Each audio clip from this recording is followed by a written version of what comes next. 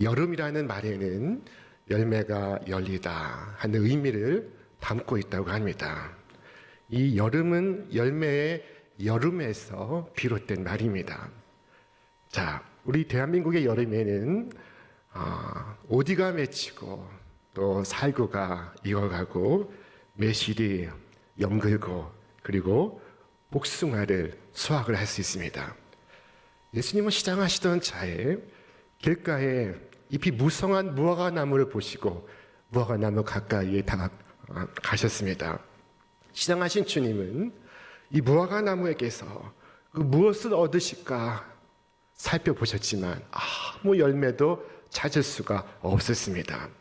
이 무화과나무에서 중요한 것은 잎도 아니요 꽃도 아니요 열매인 것입니다. 주님은 탄식하듯 말씀하셨습니다. 이제부터 너는 영원히 열매를 맺지 못하리라. 그러자 그 나무는 곧 시들기 시작했습니다. 이를 본 사람들은 놀라서 경각심을 갖고 그리고 물었습니다. 어찌하여 이 무화나무가 곧 말랐나이까? 이 사건에는 예수님께서 우리에게 전하시고자 하는 깊은 교훈을 담고 있습니다. 금방까지 푸른 빛을 자랑하던 이 나무가 지금 마치 벼락이라도 맞은 것처럼 말라가고 있습니다. 사람들은 무화과나무가 어떻게 그렇게 당장 말라버렸습니까? 라고 물었습니다. 그들의 관심은 이 어떻게 라는 이 말 속에 있습니다. 보이는 현상 속에 있습니다. 그러나 정작 보아할 것을 보지 못하고 있습니다. 이 사건은 예언적이며 교훈적인 사건이었습니다. 예수님이 사건을 통하여 당시 유대인들의 믿음의 실상을 보여주시고 그리고 드러내시고 계십니다. 하나님의 백성이라는 이름은 갖고 있으나 그러나 삶의 열매는 없었습니다. 그들은 잎이 무성한 무화과나무와도 같았습니다. 하지만 열매는 없었던 것입니다. 이 무화과나무는 목재에 쓰기에 좋은 나무가 아닙니다. 목재에 쓰기에 좋은 나무는 줄기가 굵고 곧게 솟는 나무입니다. 그러나 이 무화과나무는 줄기가 짧고 잎사귀가 무성한 나무입니다. 이 무화과나무는 목재에 쓰기에 적합한 나무가 아닙니다. 또한 이 무화과나무는 관상용 나무도 아니었습니다. 관상용 나무는 여러분 아름다운 꽃을 피우지 않겠습니까? 그러나 이 무화과는 꽃이 피지 않아서 무화과인 것입니다. 그럼 무화과나무의 목적은 무엇입니까? 그것은 단 한 가지예요. 바로 열매에 있습니다. 꽃도 아닌 나무도 아닌 오직 열매를 위하여 존재하는 나무, 그것이 바로 무화과나무인 것입니다. 오직 열매를 위하여 심는 나무가 이 무화과나무입니다. 무화과나무를 그곳에 심었다면 그렇다면 그것은 관상을 위해서가 아니요 목재를 위해서도 아니요 열매를 얻기 위해서입니다. 이 비유적 사건은 모든 세대 모든 사람들에게 그 무엇인가를 가르치고 있습니다. 그것은 하나님의 창조의 목적이 있다는 것입니다. 하나님이 지으신 세상의 모든 곳에는 존재하는 이유와 목적이 있습니다. 내가 오늘 여기 존재하는 데에는 목적이 있습니다. 이 점을 잊지 말아야 할 것입니다. 모든 사람에게는 존재의 이유와 목적이 있습니다. 그리고 우리의 삶에는 그 목적에 합당한 열매를 맺어야 하는 것입니다. 하나님은 우리에게서 열매를 찾고 계십니다. 예수님이 잎이 무성하게 난 이 무화과 나무에 열매가 있으라는 기대감을 가지고 다가오셨습니다. 이 무화과 나무는 여러분 잎사귀를 내기 전에 열매를 맺는 나무입니다. 그러므로 잎사귀가 무성하다는 것은 반드시 그곳에 열매가 있다는 것을 말하는 것입니다. 자, 이 나무는 잎사귀가 무성한 나무였습니다. 그러나 기대는 곧 실망으로 변하고 말았습니다. 예수님은 너는 어째서 무늬만 무화과 나무이냐? 라고 말씀하셨습니다. 예수님은 그 무화과 나무를 향하여 말씀하셨습니다. 우리 함께 읽겠습니다. 이제부터 영원토록 사람이 내게서 열매를 따먹지 못하리라 하시니 제자들이 이를 듣더라. 누가 듣고 있습니까? 제자가 듣고 있습니다. 이것이 바로 이 사건의 목적입니다. 예수님께서 무화과 나무로 심판하신 까닭은 당신의 제자를 가르치기 위함입니다. 그들이 보고 듣고 깨닫게 하기 위해서입니다. 그러므로 이 사건은 교훈적인 사건이었던 것입니다. 예수님이 찾는 것은 잎사귀가 아닙니다. 열매입니다. 예수님께서 구하시는 것, 그것은 열매입니다. 시대를 불문하고 열매가 없는 껍데기 믿음이 있습니다. 이름뿐인 신앙이 있습니다. 우리는 우리 주님께 우리의 열매를 보여드릴 수 있어야 할 것입니다. 우리는 잎만 무성한 나무가 되어서는 안 됩니다. 내가 직분을 받는 것도 중요할지 모르겠습니다만 정말로 중요한 것, 본질적으로 중요한 것은 내 삶의 열매를 맺는 것입니다. 여러분, 세상에는 이 열매 없는 신앙 고백이 있습니다. 입술로는 고백하나 삶으로는 부정하는 신앙이 있습니다. 성경에는 주님께서 이 나무를 멀리서 보셨다고 했습니다. 잎사귀가 무성하였기 때문입니다. 자, 다른 나무들보다 잎사귀가 무성했습니다. 멀리서도 눈에 잘 띄고 있었습니다. 지나가는 사람들이 다 그 나무를 바라보곤 했습니다. 그러나 열매는 없었습니다. 자, 그래서 그리스도인은 그 자신에게 물어야 합니다. 오늘 나의 이 고백은 진실한가? 오늘 나에게 그에 합당한 열매가 있는가? 주님께서는 시장하셨습니다. 주께서 원하시는 것은 잎사귀가 아니라 열매입니다. 주께서 찾고 계신 것은 잎이 아니라 열매였습니다. 주님께서는 나에게서 이 열매 얻기를 갈망하십니다. 주님은 나에게서 주께서 기뻐하시는 것을 보기를 원하십니다. 주님에 대한 사랑을 보기 원하시고, 그리고 믿음을 보기 원하시고, 그리고 낙심하지 않고 기도하는 것을 보기 원하시고, 순간순간 주를 바라고 날마다 주님과 동행하며 살아가는 것을 보기를 원하십니다. 여러분에게도 같은 것을 보기를 원하지 않으시겠습니까? 오늘 목회자를 통하여 열매를 거두기를 원하시는 주님은 오늘 주일학교 선생님을 통해서도, 성가대 대원을 통해서도, 우리 가정의 아빠 엄마를 통해서도, 형제와 자매를 통해서도 열매를 보기를 원하십니다. 길거리에 서 있지만, 그러나 그 무화과 나무가 그곳에 존재하는 데에는 목적이 있습니다. 내가 이곳에 존재하는 데에는 목적이 있습니다. 여러분, 그에 합당한 열매를 맺고 있습니까? 주님은 우리에게 오셔서 우리에게 열매를 찾으실 것입니다. 진정한 믿음이 있는지, 참된 사랑이 있는지, 변하지 않는 소망이 있는지, 기쁨과 오래 참음과 자기 부인이 있는지, 예수님과의 깊은 동행과 성령의 내주하심이 있는지 주께서 살펴보실 것입니다. 만약 이러한 것을 발견하지 못하신다면 제가 예배당에 오가는 것과 설교를 듣는 것으로 우리 주께서 결코 만족해 하지 않으실 것입니다. 그것은 모두 잎사귀에 불과하기 때문입니다.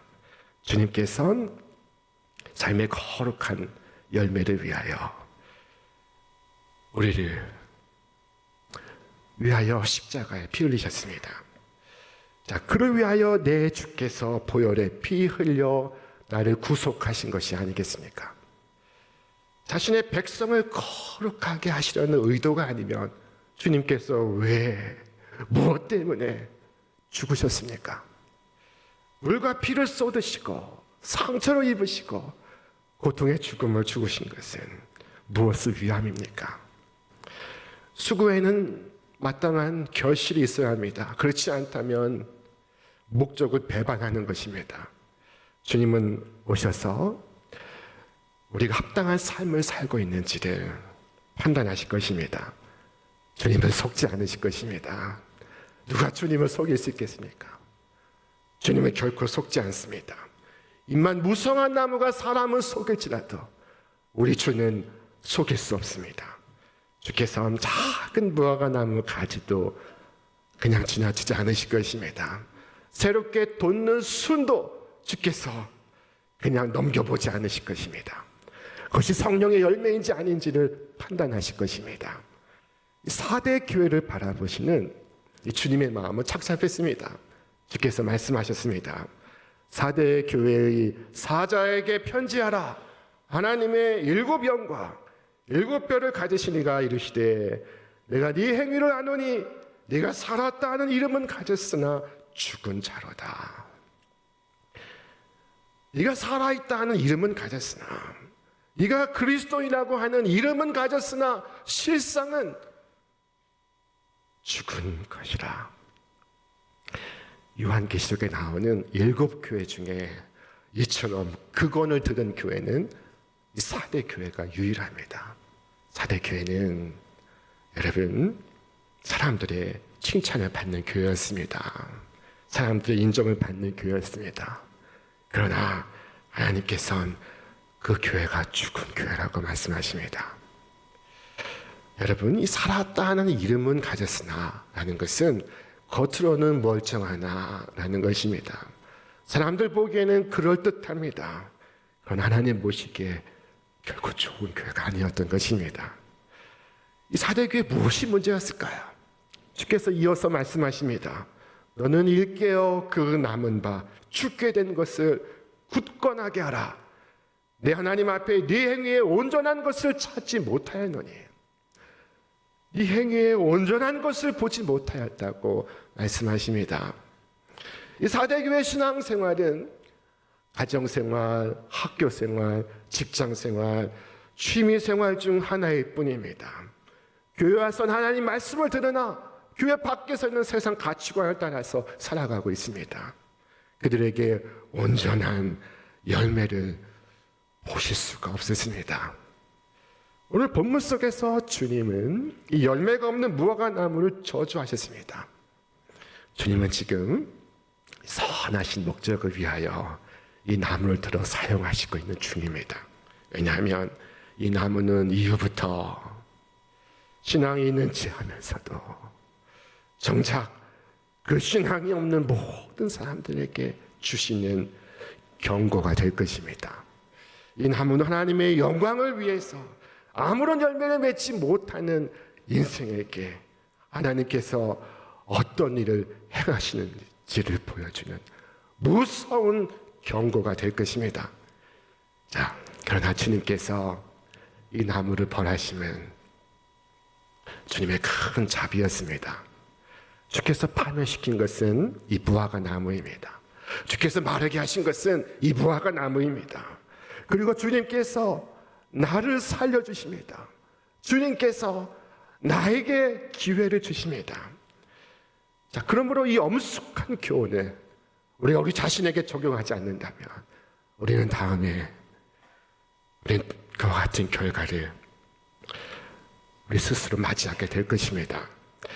그러므로 기도하지 않으시겠습니까? 오 주여, 저로 주의 구원을 얻게 하옵소서. 주께서 기대하시는 열매를 내 삶 속에 맺도록 도와주옵소서. 나 자신을 돌아볼 때 나에게 열매가 없다면 여러분 가슴을 치며 애통하시기 바랍니다. 열매를 맺고 있다고 생각했으나 그 열매가 너무나 부족하다면 여러분 또한 가슴을 치며 애통해 하시기 바랍니다. 주님, 주께서는 성령의 역사를 내 안에 행하셨습니다. 그러나 저는 마땅히 되어야 할 존재가 되지 못했습니다. 마땅히 되어야 하는 사람에 이르지 못했습니다. 오 주여, 이 죄인의 불쌍히 여기소서. 마른 막대기 같은 저에게 역사하시사 이 마른 막대기에도 꽃이 피고 잎이 돋고 열매를 맺게 하옵소서. 자, 곽선희 목사님께서 들려주신 한국교회 초기 이야기 중에 하나입니다. 자, 한국교회 초기에 김익두 목사라는 분이 계셨습니다. 이 김익두 목사님은 우리 교회를 세우신 이성봉 목사님에게도 많은 영향을 미치신 참으로 훌륭한 목사님이십니다. 김익두 목사님은 사람들을 모아놓고 자신의 경험담을 통하여 성경의 진리를 설명하시곤 했습니다. 하루는 김익두 목사님께서 전혀 예수를 믿지 않은 한 마을을 찾아가 전도를 시작했습니다. 마침 여름이어서 모내기가 한창이었습니다. 마을 사람들이 모내기 하다가 한쪽에 모여 앉아 점심을 먹고 있었습니다. 목사님은 그들에게 다가가서 예수를 믿으라고 전했습니다. 그러자 한 젊은이가 나오더니 목사님, 이 마을에서는 전도하셔도 소용이 없을 것입니다. 전도 안 하시는 것이 좋을 것입니다. 왜 그렇습니까? 며칠 전에 비가 오고 바람이 불고 번개가 쳤는데 이 동네 한가운데 있는 선앙당 나무를 때려서 나무가 벼락을 맞아서 쪼개졌습니다. 또 바위를 때려서 바위가 부서졌습니다. 또 논바닥을 때려서 논이 패였습니다. 아니, 나무가 무슨 죄입니까? 바위가 무슨 죄가 있습니까? 논바닥이 무슨 죄를 지었습니까? 하나님이 안 계시든지 아니면 하나님이 장님이시든지 그럴 겁니다. 그러니 이 마을에선 전도해도 소용이 없을 것입니다. 목사님이 듣고 보니까 일리가 있습니다. 그래서 목사님께서 돌아서서 잠시 기도했습니다. 하나님, 지혜를 주옵소서.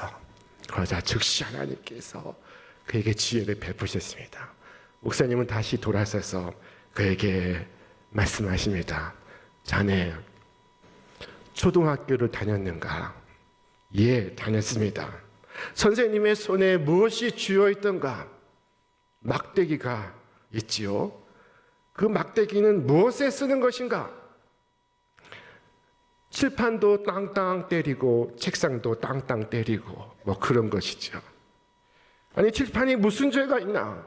책상이 무슨 죄가 있기에 책상을 땅땅 때리나? 그거야 학생들 졸지 말라고 그런 것 아니겠습니까? 그러자 이 목사님이 이 사람아, 그렇다네. 아이들에게 졸지 말라고 칠판을 두들기는 것 아닌가? 그와 같은 걸세. 먼저는 하나님께서 나무와 바위를 치셨으나 다음에는 자네 머리에 벼락이 칠 걸세.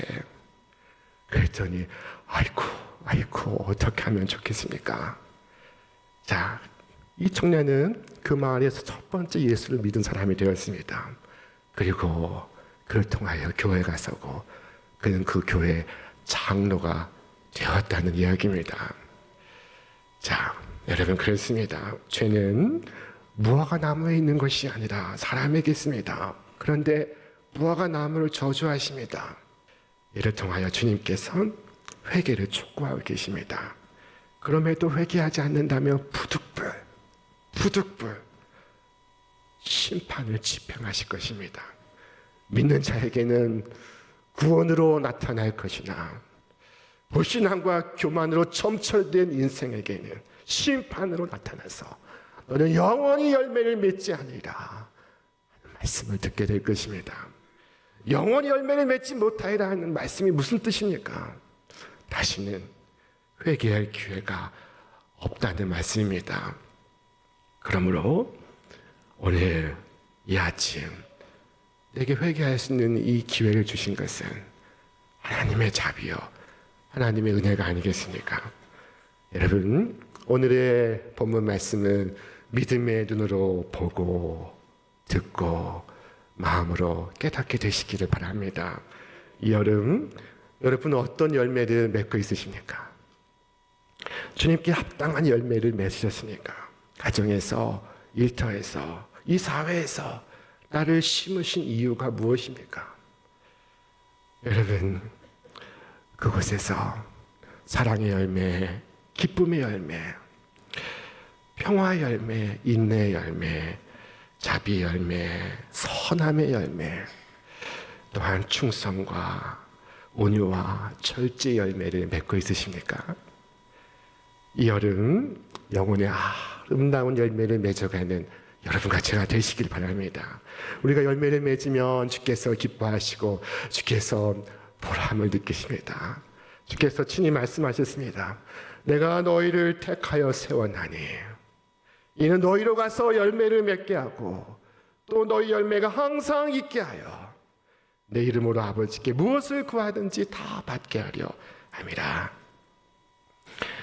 우리 교회 한 권사님은 당찬 여성 사업가셨습니다. 1930년 태어나셔서 많은 사업을 일으키셨습니다. 여성이 활동할 수 없던 시절에 남성들과 경쟁하셨습니다.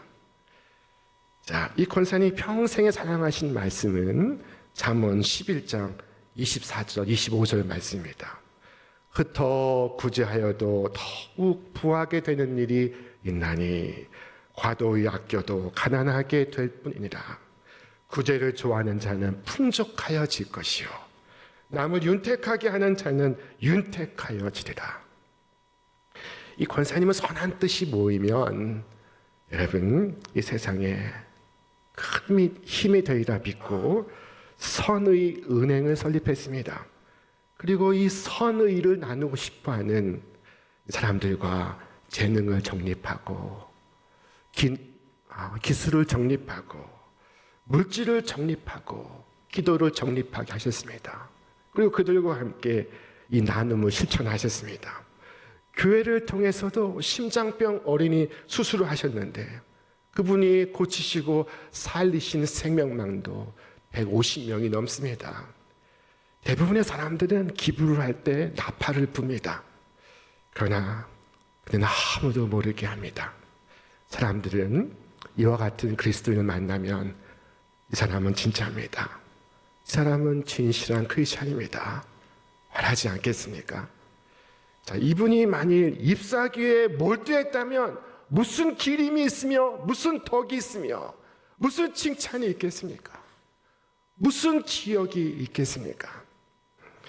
오늘 본문의 이 무화과는 꽃이 없다고 하여 붙여진 이름입니다. 그런데 무화과는 정말로 꽃이 피지 않을까요? 여러분, 이것이 생물학적으로 가능합니까?